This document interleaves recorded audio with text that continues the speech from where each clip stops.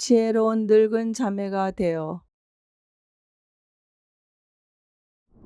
2019년 2월 10일 겨울날 애찬 당번으로 평소보다 일찍 교회에 가려는데 생전 처음 그해 겨울 몇 번인가 주일 예배를 못 가겠다 하셔서 잊고 있었는데 엄마가 오늘은 나도 교회에 가겠다고 하셨다. 엄마, 오늘은 내가 일찍 가는 날이라서 교회 추워요. 다음 주일에 같이 가요. 라며 96세 엄마가 혹시 감기 걸리실까봐 다음 주를 약속하고 혼자 주일 예배에 참석하게 되었다.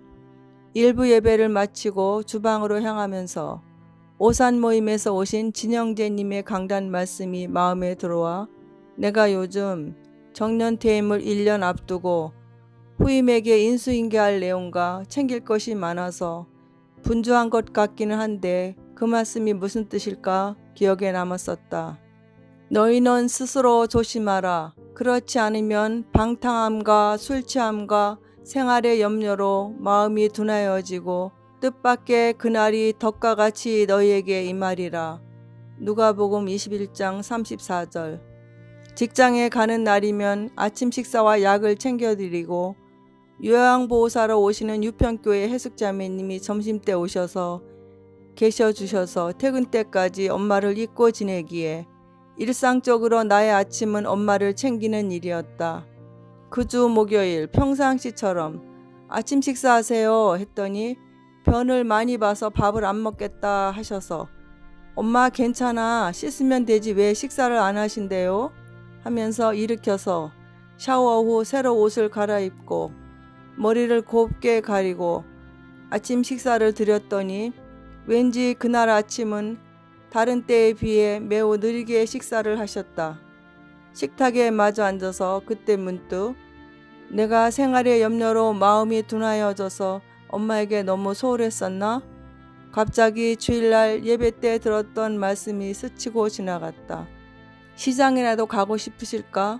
나이 들면 점점 내게 무엇을 요구하시는 일이 없고 혼자 버스 타고 다니지도 못하시니까 혹시 평소 가시던 장에 가시고 싶은데 딸이 바쁘니까 말하지 못하고 계신 건 아닐까? 이번 명절에는 장에도 못 모시고 간 것 같아 마음이 걸려서 9시면 직장에 출근 체크해야 하는데 8시 50분에 연차를 사용하겠다고 연락하고 그날은 엄마와 단 둘만의 시간을 보내려고 작정했다. 그렇게 식사를 마치고 혈압약과 당뇨약 챙겨 드시고 후식으로 식혜를 드시다가 조금 남기시고 이제 그만 먹겠다 하셔서 평소 상을 차려드리면 거의 남기지 않으셨기에 엄마 무슨 걱정이 있어? 눈 감으면 하늘나라 아픔도 눈물도 고통도 없는 천국이 기다리고 있는데 아무 걱정 마세요 했더니 가만히 듣고 계셨다. 그리고 평소 하시던 만다라 반쯤 그리시다가 머리가 좀 아프니 방에 가서 누워있으면 나을 것 같다고 하셔서 손을 마주 잡고 안방으로 들어가 침대 앞에서 내 팔에 안겨서 세상 여행을 마치고 집으로 돌아가듯이 잠자듯이 가셨다. 엄마와 약속한 다음 주는 지킬 수 없게 되었다. 그 시와 때는 주님의 주권적인 권한에 있는 것을 영생을 선물로 받은 자가 받은 은혜와 사랑이 어떤 것인지 감히 짐작할 수도 없기에 그 기이한 빛에 들어가게 하신 은혜에 무한 감사할 뿐이다. 정신없이 바쁘게 지내던 나는 아무 병도 없이 매일 무난하게 지내던 엄마와의 이별이 몇 년은 남아있을 것으로 여겨 생각조차 못했으며 늘 집에만 계신 엄마가 안쓰러워서 정년퇴임 후엔 아버지의 반대로 평생에 못 가보신 외가댁이 있는 강원도 여행을 다니며 평생 동안 나눠보지 못한 모녀간 애증의 이야기를 나누리라 마음먹었었는데 하나님께서 미리 말씀하시고 나를 일깨우셔서 엄마와 마지막을 보낼 극적인 한 시간을 허락해 주셨다. 엄마는 평소에도 비가 오나 눈이 오나 예배를 빠짐없이 참석하셔서 가끔은 엄청난 폭우가 쏟아지는 날에도 가실 때에 왜 그렇게 교회에 꼭 가려고 하느냐 물으면 내 믿음 내가 지키는 거지 누구 보라고 나가는 거 아니라고 하셨고, 나 죽을 때 너희들 걱정 없게 잠자듯이 데려가 달라고 아버지께 매일 기도하신다고 하셨는데, 그렇게 쉽게 이루어지면 그런 기도 누구는 못해. 속으로 비웃듯이 생각했던 오래전 일들이 호련히 소천하는 엄마를 혼자 지켜보았고, 장례식 절차는 믿지 않는 남편에게 맡겨졌고, 마침 장로님이 외국 출타 중이셔서 오산교회 5분의 장로님들과 이름도 모르는 성도들의 참여로 때마다 예배로 장례식장을 가득 채운 넘치는 성도님들의 사랑의 섬김으로 사소한 곳까지 예비하셔서 고아와 과부를 돌아보시며 성도의 기도를 다 들으시며 성도의 죽음을 귀히 여기시는 살아 역사하시는 아버지 하나님을 목도하게 되었다. 사춘기 때 아들만 귀하게 여긴다고 느껴서 내 엄마가 아니라고 대들며 반항하고 가출로 엄마 속을 새까맣게 태웠던 막내딸을 위해 말없이 수십 년을 기도와 간구로 애쓰신 세월을 보내신 엄마의 마음을 세상 죄를 다 지워보고 더 이상 숨을 곳이 없었던 막다른 골목에서 주님을 만나 45세의 늦은 나이에 천국 가는 막차를 탄 기분으로 구원을 받고 나서야 알게 되었다. 어느 날 내 딸아이 방에서 믿음의 근본이라는 책을 우연히 읽게 되었고, 구원을 머리로 이해하고 거듭나지 못한 상태에서 아, 천국이 있구나. 그렇다면 이제부터 돈을 벌면 11조를 내고 교회에 잘 다니고 살다가 죽으면 천국 갈 수 있겠구나. 이렇게 나름대로 인간적인 방법으로 믿음을 이해했고, 아이들도 커서 아들이 군대에 입대하고 딸은 기숙사가 있는 고등학교에 입학하여 집을 떠나고 시간이 남았으니 이제는 정말 내 인생을 살아보고도 싶었고, 앞으로 돈을 벌어서 저축하면 10년 후에 경제적으로 독립할 수 있을 거야. 그때는 이혼도 할 수 있지 라는 계획을 가지고 오산시장에 분식집을 차리게 되었는데, 가게를 열고 3개월 반 동안 장사는 뒷전이고 성경 말씀을 창세기부터 계시록까지 3번을 통독하게 되었다. 생명신 하나님의 말씀을 지식으로 생각하고 구원을 제멋대로 이해하고 영혼의 양식을 먹어보지도 못한 멸망의 지옥으로 갈 수밖에 없는 죽어있는 상태의 나에게 말씀을 제대로 읽을 기회를 주시기 위해 집을 떠나 가게를 지킨다는 이유로 꼬박 말씀을 읽도록 인도하심을 깨닫게 되었다. 그런 기회가 아니었으면 성경을 하루 동안 그렇게 오랜 시간을 읽을 수 없었을 것이다. 게으르던 내가 아침부터 가게 문을 열고 어디 갈 수도 낮잠도 쉴 수도 없이 꼬박 앉아 있으면서 성경책만 보고 있는 내게 남편이 그렇게 좋으면 집에서 읽지 왜 가게 차려 고생이냐고 그만두라고 해서 그날로 가게를 정리하고 집으로 돌아오게 되었다. 아내된 자들아 이와 같이 자기 남편에게 손벅하라. 이는 혹 도를 순종치 않는 자라도 말로 말미암지 않고 그 아내의 행위로 말미암아 구원을 얻게 하려 함이니. 베드로전서 3장 1절.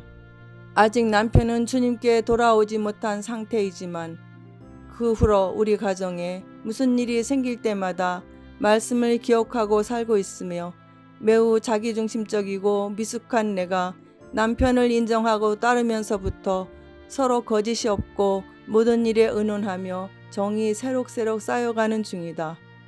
결혼 처음 만났을 때부터 그랬으면 좋았으련만 주님을 만난 후 17년이 지난 이제야 진정한 부부가 되어가고 있는 것 같아서 남편에게 미안하고 그동안 나를 다 받아주며 말없이 살아왔을 것들을 생각하니 흰머리가 늘어가는 남편이 더 짠하게 느껴지는 요즘이다.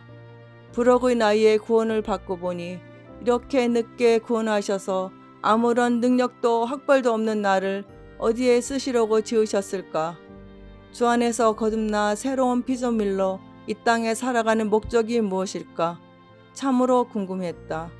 결혼 전에 남편에게 말하지 못했던 부모님 모두 재혼으로 이복 형제가 많았던 대가족 안에서 막내로 태어나 경험했던 어린 시절에 복잡한 가족관계 속에서 고등학교 졸업을 못하고 가출하여 청소년기를 지냈던 내 모든 것을 고백하고 검정고시 3개월 만에 합격하여 다음해 신학대학교 가려고 준비 중에 훈련원의 중국 길림성의 왕숭매 자매를 만나러 갔다가 청강을 하게 되었고, 그날 저녁에 볼지어다 내가 내 앞에 열린 문을 두었으되 능히 닫을 사람이 없으리라. 내가 내 행위를 아노니 내가 적은 능력을 가지고도 내 말을 지키며 내 이름을 배반치 아니하였도다. 계시록 3장 8절 말씀으로 신학대학이 아닌 그리스도 훈련원인 줄 알고 발걸음을 멈추게 되었다. 그렇게 주께서 내 앞에 열어놓으신 환경 속에서 인도하심을 받으며 살았지만 가끔 내 생각과 다르고 길이 막히고 전혀 예상치 못한 결정이 날 때에 사람의 마음에 많은 계획이 있어도 오직 여호와의 뜻이 완전히 서리라. 잠언 20장 21절. 이 말씀으로 마음에 평안을 주셨다.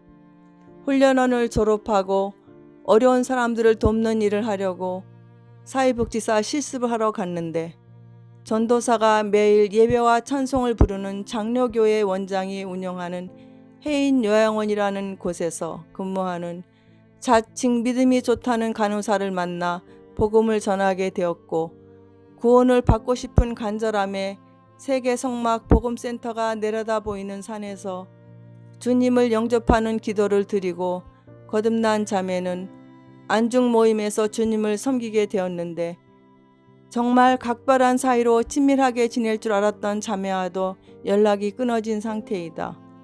그 후로 거듭난 성도이지만 사회복지사로서 일을 하면서 대인관계에서 미숙함이 많았고 원가족 안에서 경험된 일들로 인해 해결되지 않은 이해할 수 없는 나 자신을 알기 위해 상담 심리학 공부를 하게 되었다. 그 일로 사회복지 양육시설에서 임상심리 상담원으로 8년을 근무하고 2020년 6월에 정년 퇴임하게 되었다. 자유롭고 거침이 없는 타고난 나의 성향으로 한 곳에서 8년을 근무하는 일은 엄청난 훈련의 시간이었다. 감정을 회피하고 논리적이며 판단이 빠른 나와 같은 자가 진솔성을 가지고 타인의 말을 잘 들어주고 공감하며 무조건적 존중하는 상담서로서의 능력이 턱없이 부족했지만 약할 때 강함 되시는 성령님의 도우심으로 여기까지 왔으며 45세 거듭난 후 주 안에서 나이 들어가면서 지혜로운 늙은이로 늙어가고 싶은 소망을 간직하고 있는데, 지금은 주님 나라로 돌아가신 한 형제님이 주 안에서 꿈이 무엇이냐 질문에 지혜로운 늙은이로 나이 들어가는 곳이라고 대답했다가 지혜도 주님이 주시지 않으면 얻을 수 없다 하신 말씀이 기억나서 가끔 멈춰서서 내가 가고자 하는 길이 주님께서 주신 지혜인지 자신을 돌아보게 된다. 늦은 나이에 돈 들여 공부해서 어디 쓰려고 그러느냐. 그동안 일 많이 했으니 편히 쉬고 놀기도 하라는 분들도 있지만 남편의 동의로 내 나이 63세인 올해 주님께서 상당합 박사과정을 허락하셔서 3년의 과정을 마치고 70세쯤 되면 주 안에 성도님들의 행복한 가정을 세우는 전국을 순회하는 상담사로 섬기고 싶은 작은 꿈 하나 품고 허락하신 오늘의 주어진 일에 열심을 내서 수련과 강의 드리며 부족한 부분을 채우고 모난 부분을 다듬고 있다. 돈을 사랑치 말고 있는 바 족한 줄로 알라. 그가 친히 말씀하시기를 내가 과연 너희를 버리지 아니하고 과연 떠나지 아니하리라 하셨느니라. 히브리서 13장 5절. 지금까지 돌아보면 주 안에서 거듭난 삶이 참으로 은혜요. 후회스러운 일도 많았지만 내 모든 죄 다 용서하시고 영원까지 인도하실 임마누엘 하나님께 감사와 찬양을 드립니다. 어쩌면 살아서 들림 받을지도 모르는 마지막 때에 나그네 길에서 처음 구원받고 품은 지혜로운 늙은 자매가 되고픈 작은 소망이 익어서 주 안에서 성도님들의 건강하고 행복한 가정을 세우는 일에 도움을 줄 수 있는 라파 하나님의 지혜와 함께 달려갈 길을 마친 후 주님 만날 날을 고대하며 할렐루야 마라나타.